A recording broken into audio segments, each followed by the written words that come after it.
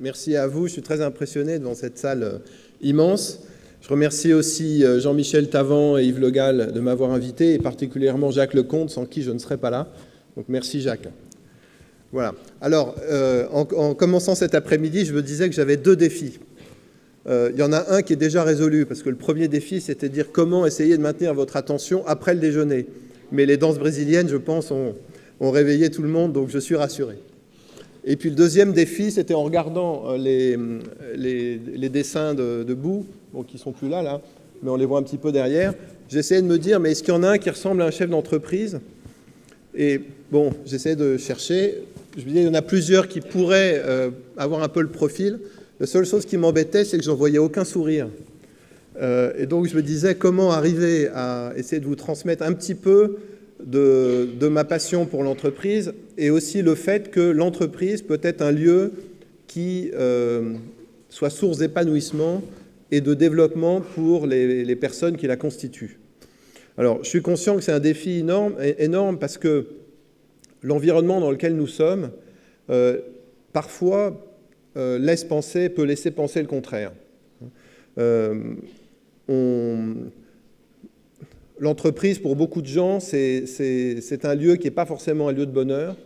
Vous savez, le sens du mot travail, tripalium en latin, c'est l'instrument de torture. Et parfois, malheureusement, pour beaucoup de gens, l'entreprise est un lieu difficile, un lieu où on compte les heures pour sortir de son travail, que ce soit pour des salariés, mais aussi pour des petits patrons, des dirigeants de PME qui peuvent crouler sous des dettes, ils ne savent pas comment les rembourser, ou les charges sociales.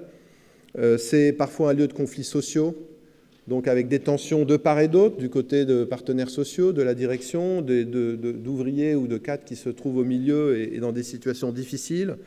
C'est parfois et souvent un lieu d'inégalité, où on sent malheureusement beaucoup d'injustice, peut-être de ne pas être assez bien traité, ou que son travail n'est pas reconnu. C'est un lieu où se vit particulièrement la compétition internationale dans une mondialisation parfois débridée, où les règles ne sont pas toujours claires, en tout cas pas toujours régulées, où on peut se retrouver face à une concurrence que l'on peut juger déloyale. Je pense aujourd'hui, je crois que c'est le jour de la contrefaçon. Je veux dire, je vous en parlerai un petit peu après, mais Armand fabrique des cartouches d'encre, et nos supermarchés en France sont pleins de cartouches d'encre contrefaites qui viennent de Chine à des prix bien inférieurs à ceux des fabricants qui respectent les brevets, mais les règles ne sont pas toujours très claires sur ce qui peut être accepté ou pas comme type de produit, et la conséquence, c'est des pertes d'emplois. Et donc l'entreprise, c'est aussi un lieu, malheureusement, qu'on associe au chômage.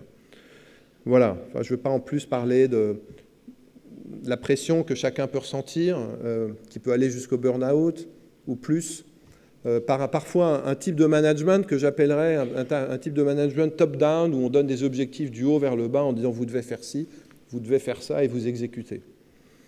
Alors, c'est évidemment pas ça de l'entreprise à laquelle je crois, mais c'est un petit peu l'entreprise que j'ai pu découvrir aussi de temps en temps à travers différentes expériences de ma vie.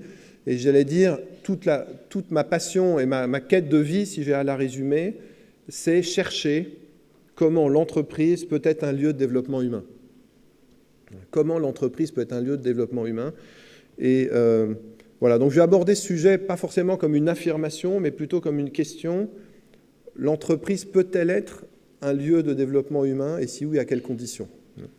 Et pour ça, je vous propose d'avancer, non pas sous forme d'un grand discours, mais plutôt à partir de mon expérience personnelle, au cours de mon histoire, tout simplement, et puis de celle de l'entreprise que je dirige, d'Armor, et de montrer comment, d'abord, c'est pas seul, mais en équipe et avec mes collaborateurs et avec l'ensemble des personnes qui la constituent, petit à petit, nous essayons de construire une entreprise plus humaine, ou en tout cas qui soit un lieu de développement humain. Voilà, alors, ma propre expérience, je peux dire ma quête, elle a commencé effectivement lors de mes études, lorsque, en troisième année d'école, donc j'ai eu l'occasion de partir aux États-Unis, étudier, et j'étudiais la finance internationale à New York, plein de rêves et d'illusions sur l'entreprise. C'était en 1985, si vous vous rappelez, c'est période où New York n'était pas du tout comme c'est aujourd'hui, c'était un New York sale, avec beaucoup de délinquance, beaucoup de pauvreté dans les quartiers nord de New York. C'était le début de la maladie du sida qui crée beaucoup d'angoisse. C'était la période de Reagan, donc très libérale. Voilà, donc j'arrivais fort de mes 21 ans dans cet environnement-là.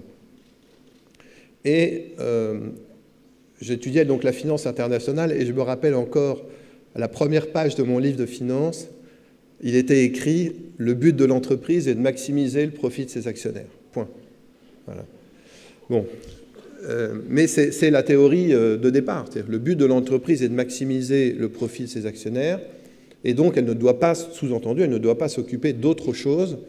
L'autre chose, c'est-à-dire ce qui concerne des sujets de société comme peuvent être l'environnement, le social ou différentes difficultés humaines, c'est le sujet, non pas des entreprises, mais c'est le sujet des États, c'est le sujet des ONG, c'est le sujet des associations, mais pas celui de l'entreprise.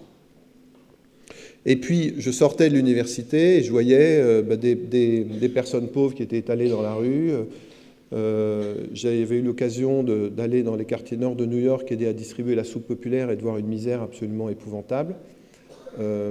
Et puis, en même temps, de commencer à rendre visite aux premiers malades du sida. On ne savait même pas trop à l'époque si c'était une maladie contagieuse ou pas, donc avec toute cette inquiétude. Et de me dire, mais au fond, le monde, c'est plus que l'entreprise. Ça peut pas...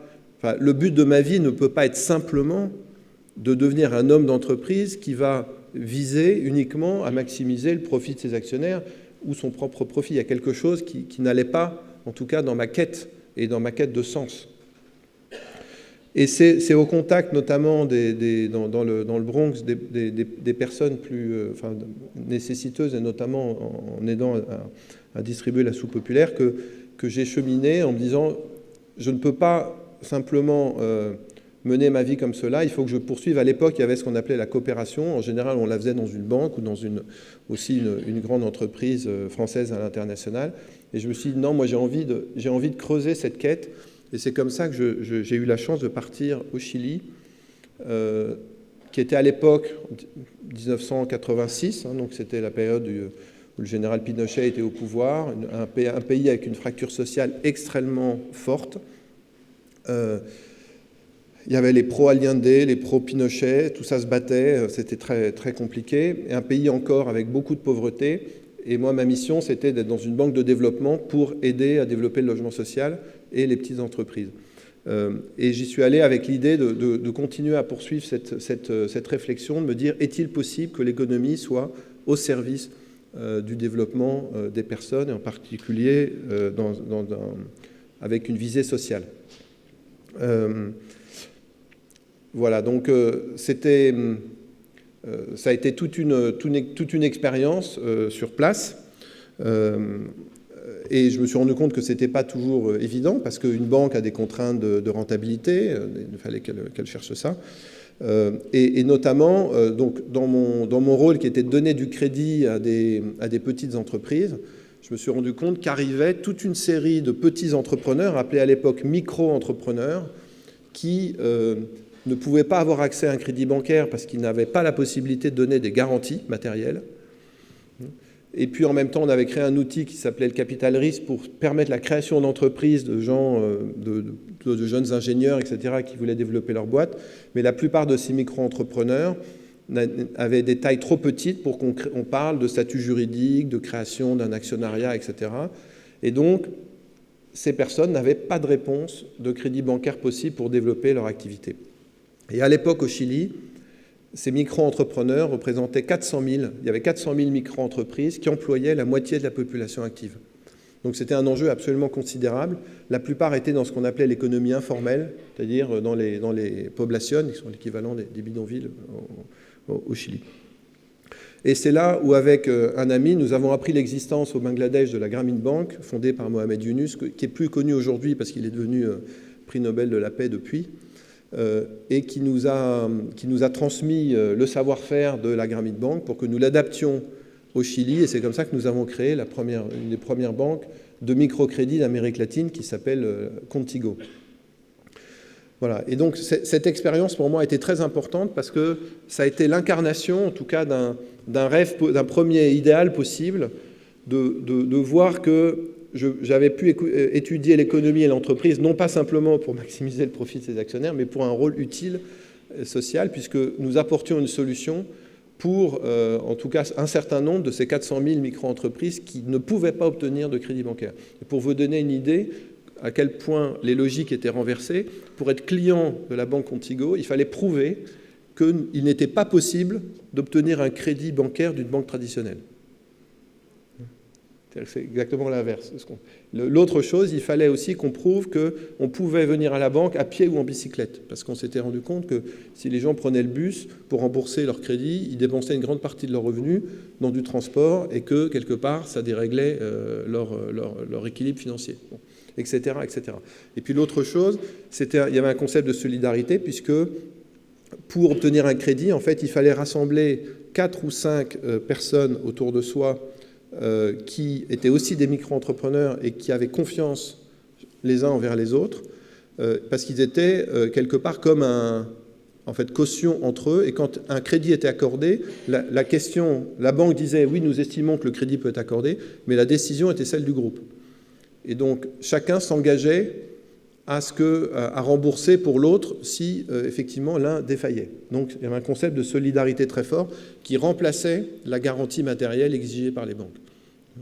Et le résultat ne s'est pas fait attendre, puisque le taux de remboursement de ces crédits était de 98%. C'est-à-dire qu'on a pu montrer, comme c'est le cas de la plupart des banques de microcrédit, qu'il y a une alternative au système bancaire traditionnel de façon efficace pour apporter un crédit là où, jusqu'à présent, il était pensé que c'était complètement inimaginable et impossible, parce que les entreprises étaient trop petites et les garanties n'étaient pas possible de les fournir. Voilà. Donc ça, c'est une expérience qui, pour moi, a été marquante. Et le reste aujourd'hui dans la conduite d'Armor, dont je vous parlerai après. À cet âge-là, donc j'y suis resté 7 ans, donc entre 21 et 29 ans. Souvent, en arrivant au Chili, j'enviais les médecins, en me disant, un médecin, il a de la chance parce qu'il a un savoir-faire qui peut être utile aux autres. Parce qu'il peut apporter de la santé, il peut apporter de la guérison aux personnes. Et j'enviais ceux de mes amis qui étaient médecins, qui pouvaient aller en Afrique ou en Asie, se mettre au service de populations pauvres, avec tout ce qu'ils avaient appris. Et moi, je me disais, c'est vraiment dommage, parce qu'en fait, ayant appris de la gestion, ce qu'on me proposait, c'était d'être prof de latin dans la brousse, ou prof de... Voilà, mais on ne me proposait rien en gestion, et je me disais, finalement, les métiers de gestion sont faits pour soi, et il y a d'autres métiers qui sont faits pour les autres, mais la gestion ne peut pas être faite pour les autres. Et avec cette expérience du microcrédit au Chili, quelque part, ça m'a réconcilié entre une formation dont le but est de faire réussir une entreprise et de pouvoir apporter une réponse à un enjeu de société qui, en l'occurrence, était la moitié de la population active qui ne peut pas obtenir de crédit. Voilà, donc ça, c'est une expérience qui m'a marqué. Ce qui m'a marqué aussi, c'est que si on revient au sens de faire crédit, au sens étymologique, c'est faire confiance. Donner du crédit à quelqu'un, c'est lui donner sa confiance. Et donc ça, je me suis rendu compte qu'au fond, il y a une logique de confiance derrière ce type d'entreprise économique, et que dans l'entreprise traditionnelle, souvent ce qui différencie le type d'entreprise et qui est l'une des clés du bonheur possible dans le travail et du développement humain dans l'entreprise, c'est quand même le fait de savoir si, au cœur du système, il y a la confiance ou pas. Est-ce que les actionnaires vont faire confiance au dirigeant et à son équipe? Est-ce que le dirigeant et son équipe vont faire confiance aux collaborateurs? Et ainsi de suite en chaîne. Est-ce que tout le monde se sent investi d'une confiance pour travailler, ou est-ce qu'on est plutôt dans un système de défiance qui fait que, bien sûr, la confiance n'exclut pas le contrôle, mais qu'est-ce qui est premier? Est-ce que c'est la confiance ou est-ce que c'est le contrôle, parce qu'on part du principe que l'autre ne fera pas bien son travail? Voilà, donc ça, c'est une expérience qui m'a marqué. Ensuite, alors, ayant 29 ans, l'objectif pour moi était de créer cette banque pour que des Chiliens en reprennent la responsabilité et de revenir en France. Et là, j'ai complètement changé d'univers. J'avais envie de découvrir l'entreprise plus classique, entre guillemets, avec ses enjeux de mondialisation. et je suis rentré dans le groupe Rhône-Poulenc à l'époque, c'était une grosse entreprise internationale de chimie, donc vous voyez, absolument un monde qui n'a rien à voir. Et notamment, j'ai eu l'occasion et la chance dans ce cadre-là, j'y suis resté 11 ans, de passer 6 ans en Asie, 2 ans au Japon. 2 ans au Japon qui m'ont énormément apporté parce que j'ai découvert un mode d'entreprise différent, puisque les Japonais, je dirais un peu à la différence de notre monde occidental, fondent leur système de société sur le collectif. C'est-à-dire que rien ne peut être fait si le corps social n'adhère pas. Ce qui fait que les décisions prennent, on dit souvent que les décisions au Japon prennent du temps, oui, parce qu'il y a tout un processus qu'on appelle de nemawashi. Nemawashi, ça veut dire, si vous voulez, c'est de façon stricte, c'est le processus par lequel on déplante un arbre, je sais pas comment, on déplante un arbre d'un endroit pour le replanter dans un autre endroit. Et donc, on doit travailler la terre avant de le replanter, de façon à ce que l'arbre prenne racine de façon saine. Ça veut dire que la terre est retournée, que la terre est mouillée, que, enfin bon, s'il y a des jardiniers parmi vous, vous savez mieux ça que moi, mais en fait, ça prend du temps. C'est pas simplement on prend un arbre et on le replante, parce que souvent, il meurt. Et le nemawashi, c'est ça. Ça veut dire que quand il y a une décision stratégique ou une décision importante, c'est pas simplement le dirigeant ou le patron de l'entreprise qui dit « j'ai décidé ça, vous faites ». Non, c'est, voilà, il nous semble qu'il y a telle difficulté qu'il faudrait résoudre. Qu'est-ce que vous en pensez? Est-ce que déjà vous partagez le diagnostic? D'accord. Bon, alors il y a tout un processus pour qu'il y ait un partage du diagnostic du problème. Et ensuite, quelle piste de solution verriez-vous pour que les personnes s'expriment et que petit à petit le sujet devienne un sujet collectif? Et en général, quand la décision vient dans un conseil, un comité exécutif ou un conseil d'administration, en fait, tout le monde est déjà d'accord. Tout le monde est déjà d'accord parce que le processus de travail s'est fait avant et donc la décision se prend de façon très harmonieuse. Et même si ça prend du temps, ce qui se traduit après, c'est que la décision dure, elle n'est pas remise en cause et elle est mise en place de façon extrêmement efficace parce que toutes les chaînes de l'organisation ont participé à son élaboration. Voilà, donc ça c'est une chose que j'ai retirée du Japon dans le management, que j'essaye d'appliquer chez Armor, c'est-à-dire de faire que finalement le dirigeant d'entreprise doit être un fédérateur, un catalyseur, un accompagnateur, un coach, j'ose employer le mot pasteur au sens de conduire, de donner la direction, de conduire, mais en ayant aussi le souci de celui qui est derrière et pas simplement de tracer la route devant tout seul. Voilà. Après ces 2 ans au Japon, donc j'ai été envoyé avec ma famille en Chine. C'était en 99, moment de l'ouverture de la Chine.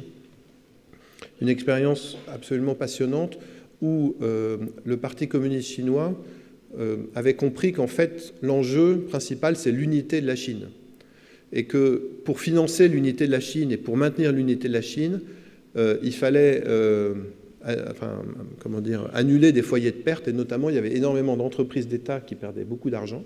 Il faut dire que à ce moment-là, à chaque fois qu'il y avait une personne qui travaillait, elle était toujours doublée d'une deuxième pour la surveiller. Donc, il y avait 2 fois plus de gens que nécessaire. Et ça, je m'en suis rendu compte. Donc, évidemment, c'était à l'époque. Et puis, il n'y avait pas d'investissement, etc. Ce n'est pas la Chine d'aujourd'hui telle qu'on la voit. C'est quand même une Chine qui était en pleine mutation. Et donc, le gouvernement cherchait à céder des entreprises. Et donc, moi, je suis arrivé à ce moment-là pour le groupe Rhône-Poulenc, puis Rhodia, qui est devenu Rhodia après, dans le but de faire l'acquisition de sociétés pharmaceutiques et de sociétés d'agroalimentaire, par exemple de fabrication de vanille, d'arômes de vanille et de choses comme ça. Cette expérience m'a montré, c'est qu'en fait, là, j'ai vu à l'extrême ce que pouvait être l'antisystème de développement humain. C'est-à-dire que dans les entreprises dont on avait fait l'acquisition, qu'on devait remettre aux normes, on était dans la chimie. Les ouvriers n'avaient pas de chaussures de sécurité, pas de lunettes de sécurité, pas de casque, donc énormément d'accidents et parfois mortels. La vie avait peu d'importance. Le droit du travail n'était pas respecté, c'est-à-dire un jour de congé normalement par semaine, les gens travaillaient 7 jours sur 7. Les congés annuels, il y avait juste le Nouvel An chinois, mais c'est tout. Parfois, le salaire minimum n'était pas respecté non plus. Et sur le plan environnemental, là on est dans l'ambiance de la COP 21, je peux vous dire que les choses que j'ai vues étaient absolument dramatiques.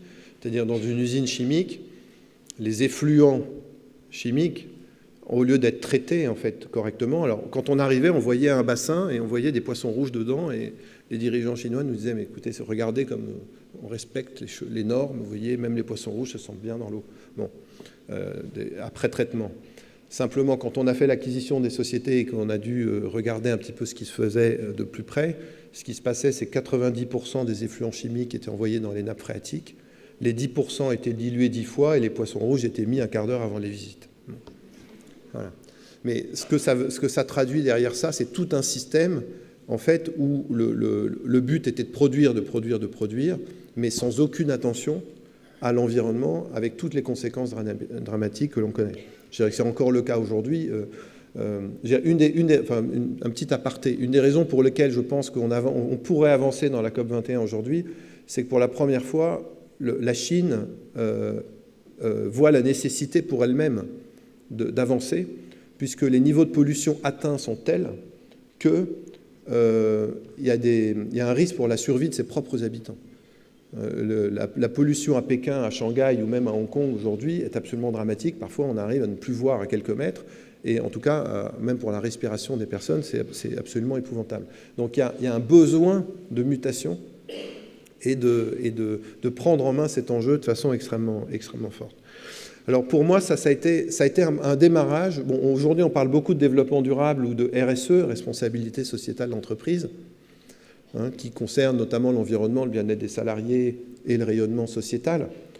Mais en fait, je me suis retrouvé à faire du développement durable ou de la RSE par nécessité, en ayant la responsabilité de ces sites en Chine, parce que c'était tout simplement une question de base, quoi, de principe humain, de permettre que les gens, par exemple, puissent travailler dans des conditions de travail correctes, que la sécurité soit présente, qu'on cesse de polluer l'environnement, etc. Et finalement, voilà. Quand on revient à la situation inverse, on découvre encore plus la raison d'être de ce qu'on appelle développement durable ou RSE aujourd'hui. Alors ça, c'est clair que ça m'influence, et ça m'a influencé aussi dans le cadre de l'entreprise que je dirige aujourd'hui, donc du groupe Armor, de mettre un accent particulier au développement durable. Voilà. Et puis ensuite, donc en 2000, ça fait un peu plus de 10 ans, donc je suis revenu en France dans ce grand groupe multinational. Et là, j'ai expérimenté, bon, il y avait des choses positives, mais j'ai vu un autre aspect que je n'avais pas forcément vu quand j'étais en Asie, parce que j'étais plus, j'allais dire, indépendant. C'est cette énorme pression, court terme, qui est mise sur les cadres et les dirigeants, parce qu'il faut toujours, chaque trimestre, faire plus que le trimestre d'avant, et encore plus, et surtout si l'entreprise est en difficulté, il y a une pression absolument énorme, on va couper les investissements. Bon, et puis on sent que derrière, l'enjeu, c'est sa propre tête qui est en jeu, donc on se retrouve soi-même à se dire, mais est-ce que je dois répercuter la même pression sur mes équipes, ou est-ce qu'il y a une autre manière de faire? Donc ça m'a fait poser beaucoup de questions sur l'entreprise et sur le moteur de l'entreprise. Et ce que je trouvais personnellement extrêmement frustrant, c'est que moi j'ai toujours pensé qu'en fait il fallait partir des personnes et de la qualité des personnes, et donc je m'efforçais de rassembler des équipes de gens qui avaient des valeurs humaines et des valeurs de compétences aussi, mais qui pouvaient lier la compétence et l'humanité. Bon. Et donc on commençait à construire les équipes, on vivait quelque chose de génial en équipe, et puis d'un seul coup, que ce soit la direction des ressources humaines ou un grand patron du groupe disait finalement j'ai décidé de te prendre tel collaborateur pour l'envoyer ailleurs, etc. Et on se retrouvait avec tout le travail qu'on avait fourni pour construire une équipe et se retrouvait cassé avec cette logique finalement. Ce qu'on avait construit était assez peu respecté par rapport à d'autres enjeux sans doute très importants, mais en tout cas, moi, je ne m'y retrouvais pas tellement. Et c'est là où je me suis dit, mais ce que je souhaite finalement, c'est de diriger une vraie entreprise. Parce qu'en plus, dans ces grands groupes, le problème, c'est qu'on nous dit qu'on est directeur d'entreprise, mais finalement, la finance est dirigée par la direction financière du grand groupe. Les relations sociales sont dirigées par la direction sociale au niveau global. Les relations avec les banques sont dirigées par... donc, finalement, on se retrouve à devoir piloter une stratégie, mais avec des moyens qui sont complètement dilués. Donc on a moins cette perception de la globalité de l'entreprise. Et c'est ce que j'ai souhaité faire. Et c'est comme ça que, en fait, par opportunité, j'ai pris la direction de cette entreprise à Nantes qui s'appelle Armor, dont je vais parler un petit peu plus. Alors, c'est d'autant plus, vous pourriez me dire que j'étais un peu fou, parce que quelque part, dans ces grands groupes aussi, on est dans un espèce de cocon. C'est un peu une situation schizophrénique. C'est qu'en fait, d'un côté, on souffre, parce qu'on a une pression énorme, mais de l'autre côté, il y a plein d'avantages qui sont censés compenser la pression. Donc, on va vous donner des stock options, on va vous donner un beau salaire, on va vous donner des trucs. Et ce qui est terrible, c'est que si vous partez, vous perdez tout. Donc en fait, plus ça avance, plus on a à perdre.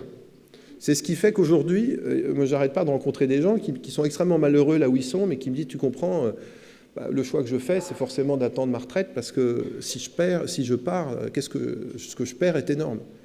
Et ce à quoi je leur dis, oui, mais enfin, il y a aussi ta vie qui est importante. Ta vie, c'est pas simplement de l'argent, il y a aussi ton capital humain, ton bonheur de vivre, bon. Et c'est vrai que c'est pas des situations simples, mais en tout cas, pour moi-même, à un moment, j'ai senti qu'il fallait que je fasse un choix, d'accepter de perdre certaines choses, mais pour ouvrir un nouvel horizon dans ma vie, et ça a été prendre la direction de cette entreprise, qui n'est pas du tout un grand groupe, c'est une ETI, c'est une entreprise de taille intermédiaire. Qui est une entreprise industrielle, qui existe depuis 1922, qui est née à Nantes, qui au départ fabriquait de l'encre, qui est un spécialiste de l'encre, qui était le spécialiste du papier carbone. Je ne sais pas si certains d'entre vous se rappellent de l'Armor. Donc c'était le papier carbone avec lequel on copiait les devoirs de ses camarades absents à l'école et d'autres choses. L'Armor, voilà. Qui représente maintenant plus que 1% du chiffre d'affaires de l'entreprise, parce qu'elle a connu toute une série de mutations et d'innovations. Il y a eu les rubans de machine à écrire, il y a eu les rouleaux de fax, vous vous rappelez ces rouleaux de fax ancrés, voilà. Tout ça évolue très vite. Ensuite, les cartouches d'encre, les cartouches laser dans les entreprises, et puis maintenant ce qu'on appelle les rubans transfert thermique, qui en fait permettent d'imprimer des étiquettes, notamment code barre et tout ce qui est information sur emballage et sur étiquette. Donc, je suis arrivé dans ce groupe en 2004. Bon,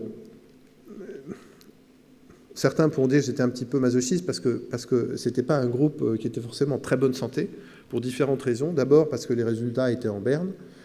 Il n'y avait plus d'investissement depuis 3 ans.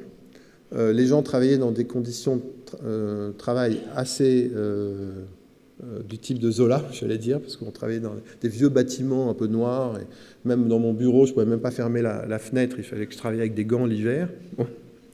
Donc j'ai l'impression de me retrouver en Chine, mais plus que là, dans les entreprises que j'avais connues, et avec des tensions sociales très fortes. Finalement, on parlait d'Armor que quand il y avait des pneus brûlés dans l'usine, mais personne ne savait trop ce que faisait l'entreprise. Et donc, cette entreprise était faite de 2 activités. Il y en a une, donc tout ce qui était les rubans pour les codes barres qui marchaient bien, mais l'autre, tout ce qui était les cartouches d'impression, était en extrême difficulté, et il y avait 800 emplois en jeu. Et en plus, les actionnaires, là c'est une famille actionnaire qui possédait l'entreprise, souhaitait céder pour des raisons d'âge, tout à fait compréhensible, mais donc il y avait une incertitude sur l'avenir. Voilà, c'était un peu le cocktail. Et donc là, je me suis dit qu'est-ce que je vais faire, et qu'est-ce que je vais faire pour essayer de... La question, c'était même pas comment faire d'Armor un lieu de développement humain, c'était déjà comment maintenir l'emploi en France, comment retourner l'entreprise de façon correcte. Alors, il y a une situation que je sais que Jacques aime que je raconte de temps en temps, c'est que lors de mes premiers rendez-vous, sont arrivés évidemment les banquiers, quelques financiers, etc., qui m'ont dit « Mais attendez, monsieur de Boisredon, c'est pas compliqué. Enfin, heureusement qu'il y a un changement, parce que ce qu'il faut faire, c'est évident. Vous avez une activité qui perd énormément d'argent, vous faites scratch, et puis tout de suite, ça remonte les résultats de l'entreprise. » Et c'était vrai, parce qu'en gros, les résultats, c'était 0, mais c'était en gros plus 10, moins 10, quoi. Donc, c'était assez simple. Et je me revois, alors j'avais un petit peu préparé ma réponse avec la famille qui m'avait recruté avant, mais je me revois de leur répondre, oui, vous avez raison, sur le papier, vous avez raison, mais vous oubliez simplement une chose, c'est que je ne suis pas venu pour ça. Et pour moi, le critère de réussite ne sera pas de faire scratch pour faire remonter les résultats, ce sera d'obtenir les mêmes résultats en gardant les 800 emplois qui vont avec.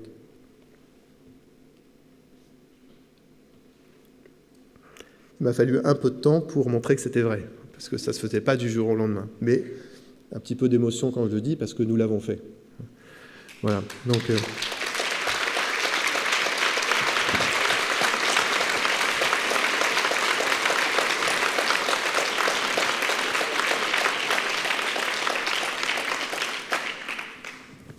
Voilà, alors sur le plan, effectivement, des résultats et de la situation de l'entreprise, si je regarde maintenant 10 ans après, beaucoup de travail a été accompli, puisque cette activité s'est maintenue. Nous sommes aujourd'hui leaders en France des cartouches remanufacturées, des cartouches recyclées. Donc j'expliquerai en fait comment on a réussi à retourner cette activité. C'est justement en misant sur le développement durable et sur une optique d'environnemental. C'est-à-dire que nous avons décidé que 100% de nos cartouches seraient remanufacturées, c'est recyclé, et que nous produirions selon un processus zéro déchet. C'est-à-dire que si nous récupérons des cartouches usagées qui sont cassées, etc., bon, celles que nous ne pouvons pas recycler nous-mêmes, nous engageons à ce que l'intégralité des matières soit séparée, le cuivre, l'aluminium, les différents plastiques, etc., et pour générer de nouveaux produits, notamment des produits dans les domaines de l'impression, par exemple des bureaux, hein, par exemple des bannettes, des porte-crayons, etc. Voilà, donc on est devenu leader en France. Je précise qu'en 2009, vous vous rappelez, 2009, c'est année de crise, suite à 2008, c'était Lehman Brothers, en septembre. Bon, toute l'économie européenne s'est écroulée peu de temps après.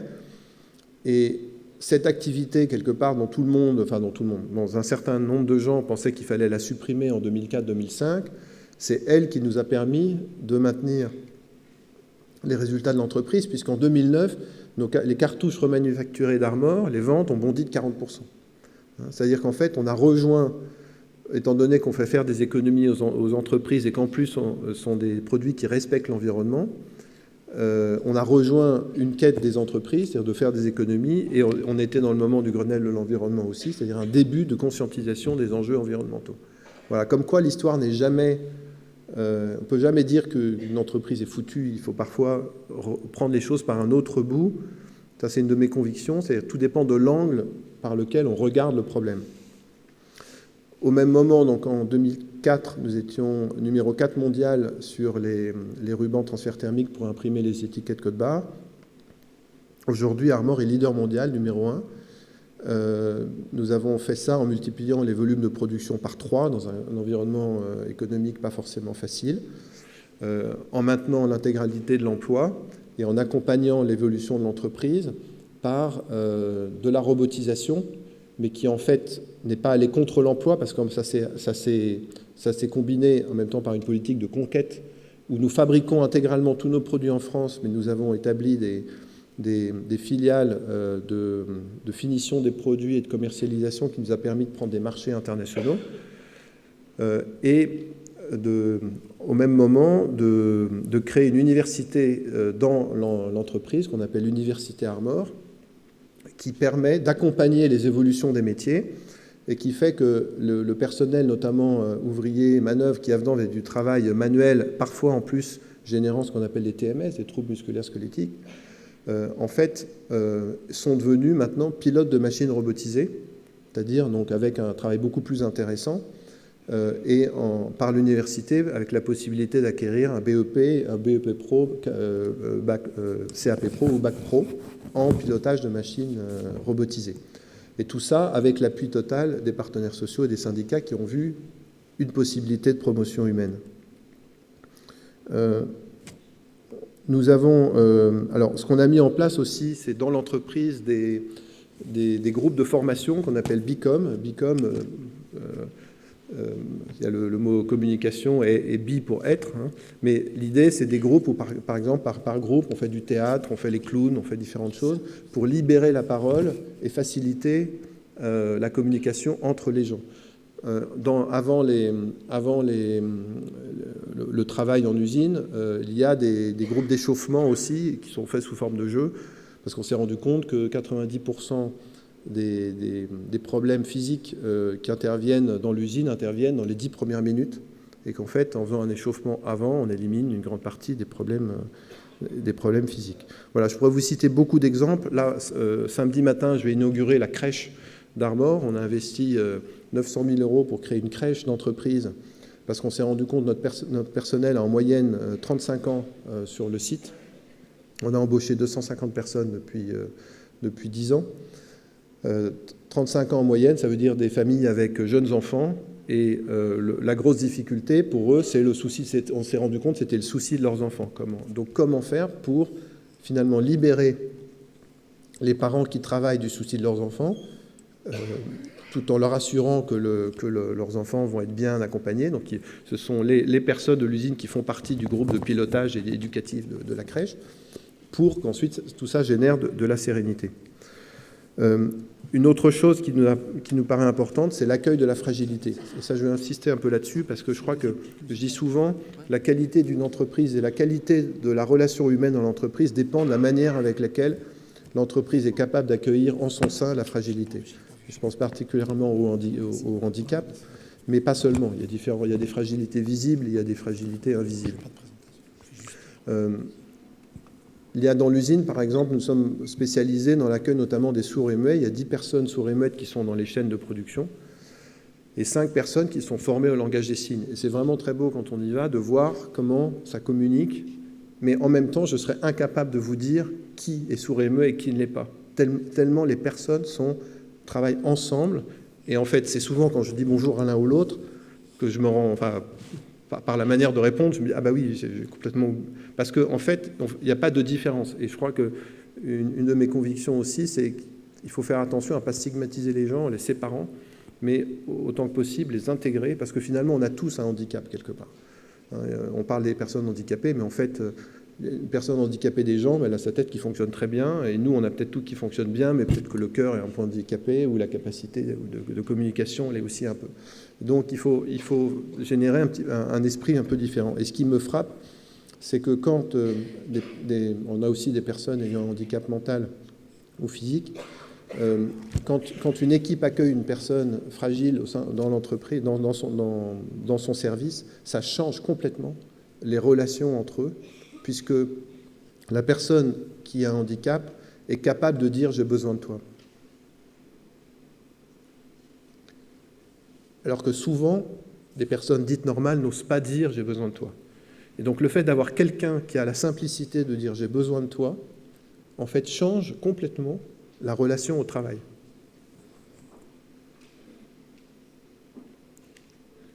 Voilà. Après, les derniers projets que nous avons accomplis ces derniers temps, ça a été le renouveau du dialogue social. Ça serait trop long à développer, mais il y a eu différentes phases, il y a eu des étapes conflictuelles, comme je vous le disais au départ. La situation d'Armor était très conflictuelle. Il y a eu différentes étapes. Il y a eu un changement de majorité de syndicats dans une optique plus de... On a pu construire un dialogue social constructif et beaucoup d'accords qui sont bien au-delà de la loi, notamment sur les salaires, qui font que, tout en maintenant la compétitivité de l'entreprise, on a pu faire progresser énormément les salaires, les bas salaires. Il n'y a personne chez Armor qui, après un an chez Armor, gagne moins de SMIC plus 75%. Et pourtant, nous sommes une entreprise industrielle en France. Et ça nous a pas empêché d'être leader mondial à un moment où, étant le seul fabricant en euros, nos concurrents en dollars, avec la baisse du dollar pendant 10 ans, pouvaient attaquer nos marchés de façon beaucoup plus compétitive que 10 ans avant. Voilà, mais ce que je veux dire derrière ça, c'est que je suis un fervent défenseur, c'est assez d'actualité en ce moment, mais un fervent défenseur du dialogue social au sein de l'entreprise. Et je pense que quand on regarde le projet d'entreprise et que l'entreprise est perçue comme un bien commun à construire ensemble, et qu'on ait des personnes qui raisonnent en fonction de l'entreprise et non pas au service d'idéologies externes, mais qu'on regarde le bien de l'entreprise, on est vraiment capable de s'entendre et de construire un projet ensemble, partenaires sociaux et direction. C'est possible, j'en suis témoin. D'ailleurs, si ça en intéresse certains, je viens d'écrire un édito dans le Huffington Post avec un responsable syndical régional qu'on a appelé l'entreprise, laboratoire de démocratie et du vivre ensemble. Parce qu'on croit vraiment, finalement, que l'entreprise, c'est l'un des rares lieux encore qui existent de stabilité. C'est qu'on est dans une société qui est complètement chamboulés. Finalement, les lieux de stabilité, alors il y a ce que vous faites, et c'est magnifique, une association comme celle-là, moi je suis complètement émerveillé, mais il n'y a pas tant d'endroits où on peut s'appuyer sur quelque chose de stable pour faire société, pour se rencontrer, pour dialoguer. Et finalement, l'entreprise est encore un de ces lieux où on se retrouve une grande partie de la journée, personnes différentes, avec des convictions différentes, des savoir-faire différents, des âges différents, des générations X, Y, Z différentes, et la possibilité de dialoguer et de faire société ensemble et d'expérimenter ce qu'est la démocratie. Voilà, je crois que l'heure est à peu près terminée. Je vais juste finir en disant que la clé de tout ça, je crois que c'est vraiment la dynamique de confiance qu'il est possible de faire de l'entreprise un lieu de développement humain. Ça part du management par la confiance, ça part, je dis souvent, l'actionnariat a un rôle important. Si l'actionnaire veut que maximiser ses profits, ça ne marchera pas. Il faut qu'il ait aussi une perspective de long terme et d'être conscient qu'il a un rôle possible pour répondre à des enjeux de société et d'encourager les équipes de direction à faire ça, mais qu'avec cette confiance au cœur qui implique de l'espérance, on peut faire des choses absolument très belles. Voilà, je vous remercie. Et